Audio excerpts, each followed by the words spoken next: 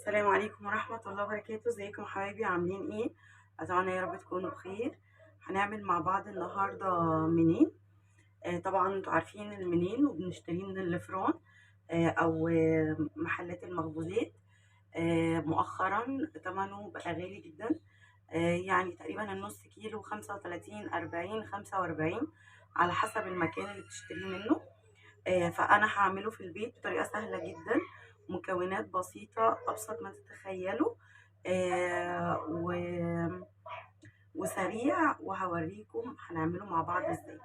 معايا هنا دول 3 كوبايات دقيق، ومعايا 3 معالق سكر كبار، ومعلقة ملح صغيرة، وكيس خميرة فورية، خميرة جافة، ونص كوباية زيت، وربع كوباية سمنة بلدي.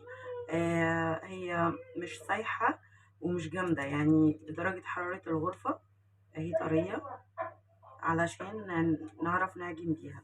هحط الخميرة، وهحط كمية صغيرة من السكر، وهخلي الباقي هحطه على الدقيق.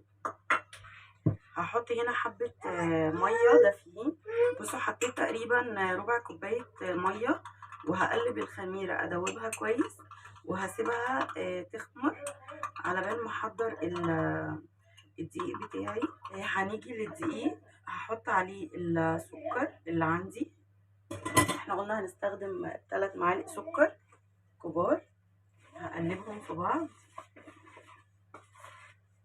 دي مكونات 3 كوبايات بس.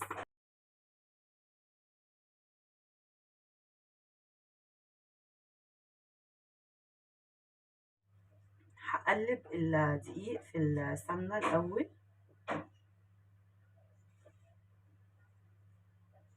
بصوا، هو أنا كده كده بسيب العجينة بتاعتي بعد ما بتخلص، بسيبها في المطبخ، يعني بسيبها تخمر. فانتي ممكن تحطي كل المواد الجافة مع بعض، وتسيبيها براحتها لحد ما تخمر خالص. هنزل بالزيت. بصوا، هي بالظبط نص كوباية، بس انا كنت مزودة شوية لان هحتاج الزيت دوت. وطبعا احنا بنحتاج مية زيادة للعجن، يعني بشوف العجينة بتاعتي بتوصل للقوام المطلوب بقد ايه مية. يعني ممكن انا اقول لكم ربع كوباية مية، ممكن اقول نص كوباية مية، على حسب الدقيق اللي عندي. لكن كل حد بيجرب يعمل اي نوع من انواع المعجنات ما يحددش كمية المية، يبتدي يحط المية بالتدريج لحد ما العجينة تلم معاه. اهي كده تمام.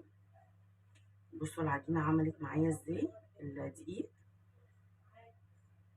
اتقلب كويس في الزيت وفي السمنة، وهبتدي انزل عليه بالخميرة.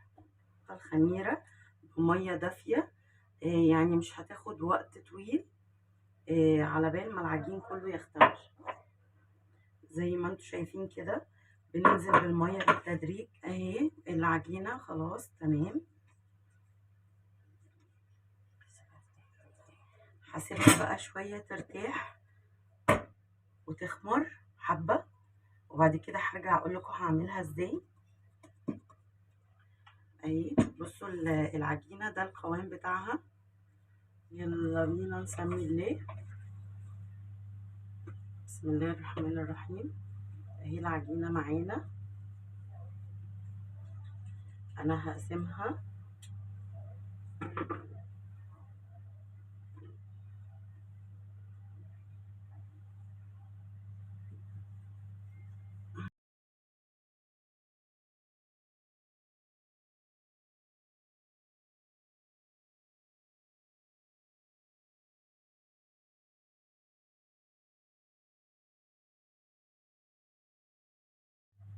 انا جبت القطاعة دي لقيتها عندي في النيش، فقلت اعمل بيها. هو اصلا المنين اللي احنا بنشتريه من محلات المخبوزات بيكون مقطوع بالسكينة عادي جدا، بيبقى مستوي كده من على الأطراف. أنا قلت يعني أدلعه شوية، أعمله بشكل كده. هجيب بقى الصينية دي أنا دهناها زيت.